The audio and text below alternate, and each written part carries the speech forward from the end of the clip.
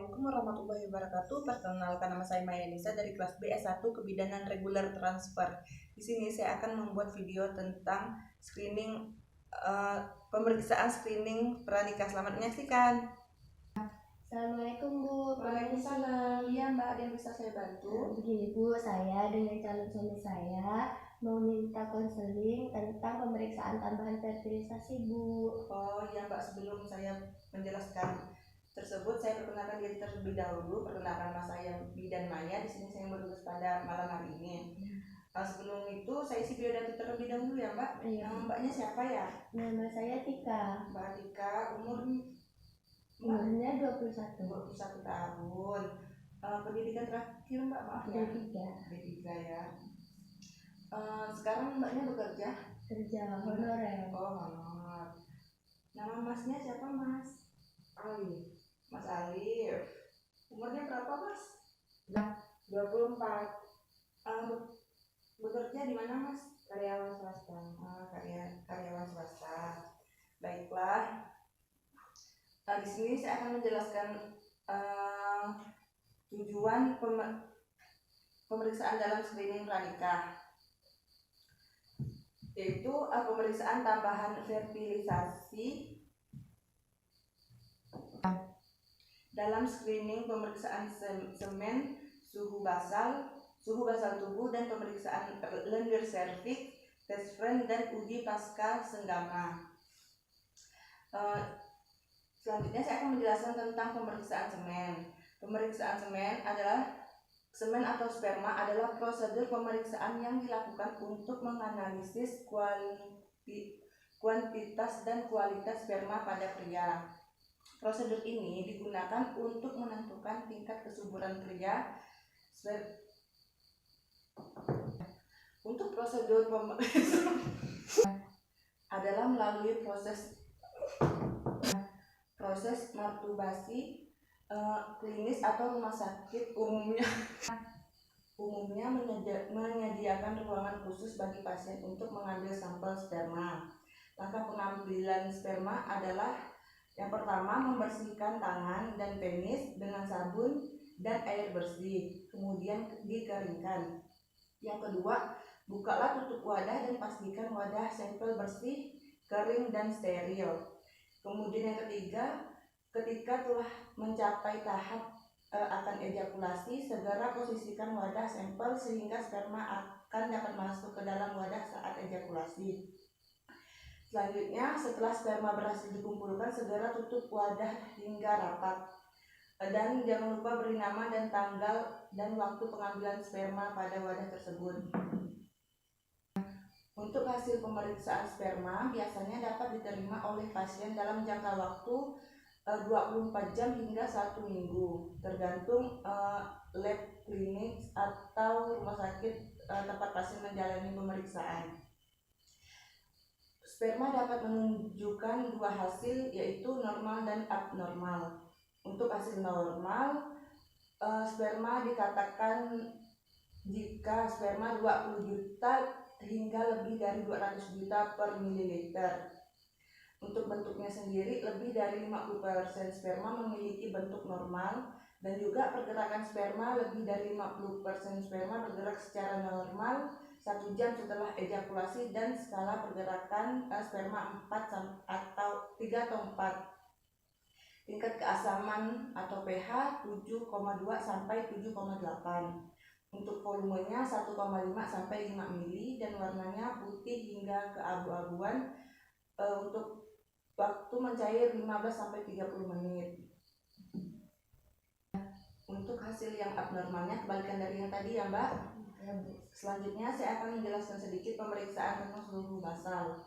Suhu basal atau suhu tubuh dasar adalah suhu tubuh terendah yang timbul saat istirahat.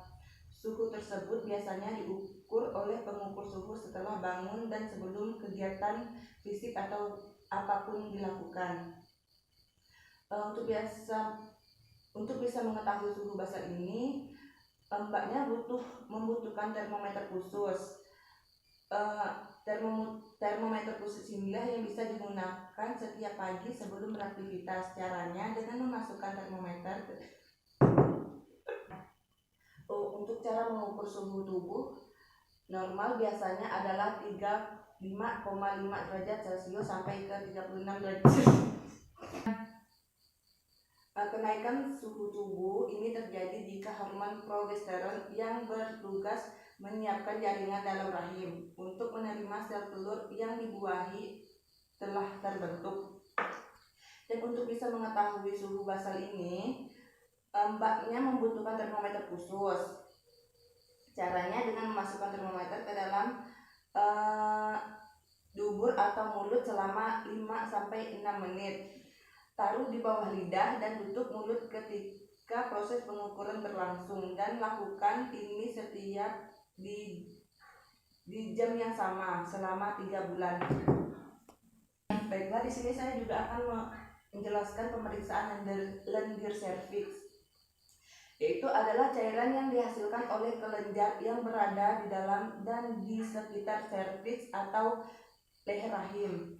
Ciri-cirinya yaitu bisa berubah sendiri jumlah hormon seperti sepanjang siklus menstruasi wanita, sehingga dapat digunakan sebagai salah satu penanda masa subur wanita. Untuk pemeriksaan lendir serviks dapat dilakukan secara manual ya Mbak, dengan cara memasukkan 1 atau 2 jari ke dalam vagina, lalu dekatkan ke dalam leher rahim. Setelah itu keluarkan kedua jari Mbak, perhatikan warna dan juga lendir pada tangan untuk mengetahui apakah lendir menunjukkan ada Mbak sedang dalam masa subur. Baik, untuk selanjutnya pemeriksaan tes sperm adalah pola yang terbentuk dari mukus serviks yang dibekukan dan dikeringkan pada kaca objek pasca ovulasi. Hal ini menunjukkan adanya peningkatan estrogen secara mendadak. Untuk cara pemeriksaannya dilakukan dengan cara mengoles sampel lendir pada kaca gelas, lalu dikeringkan, kemudian diamati dengan mikroskop.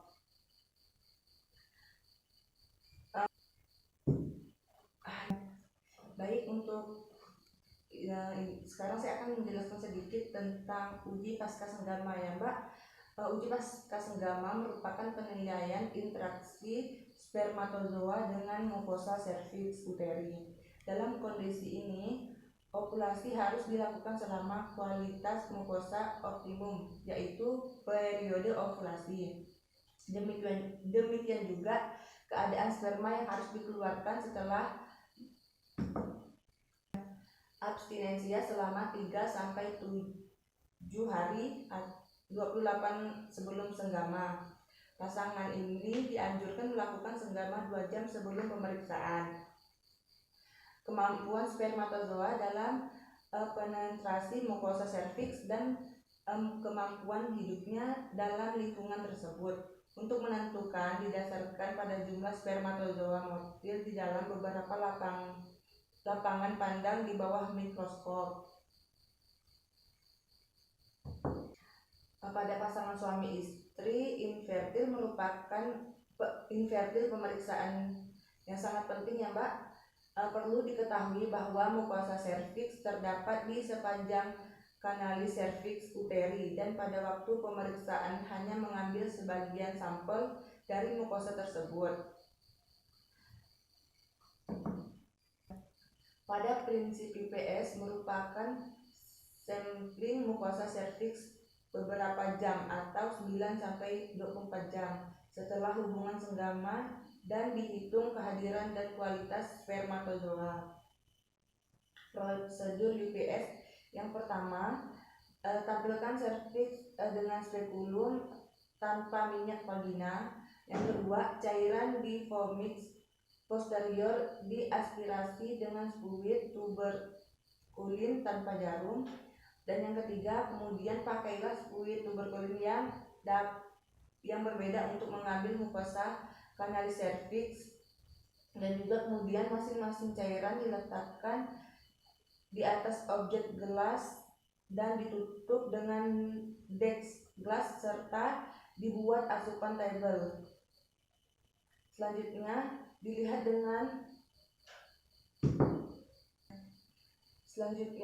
dengan membesarkan mikroskop sebesar 400 kali. Untuk sampel dari cairan vagina dipakai untuk menetapkan apakah sperma diletakkan atau ditimbun di dalam vagina spermatozoa dalam vagina yang akan mati dalam waktu 2 jam. Baiklah Mbak, ini media ada contoh media dapat Mbak lihat ya Mbak. Ini salah contoh tentang pemeriksaan fertilitas. Yang pertama ini ada pemeriksaan semen. Ini juga pemeriksaan suhu basalnya, dapat Mbak lihat sendiri contoh gambarnya ya Mbak. Ini pemeriksaan lender cervix, tes front, dan juga uji pasca senggama. Baiklah Mbak, mungkin itu saja penjelasan yang dapat saya sampaikan. Apakah ada yang kurang jelas? Berarti pemeriksaan ini cuma bisa dilakukan kalau udah menikah ya Bu? Iya Mbak.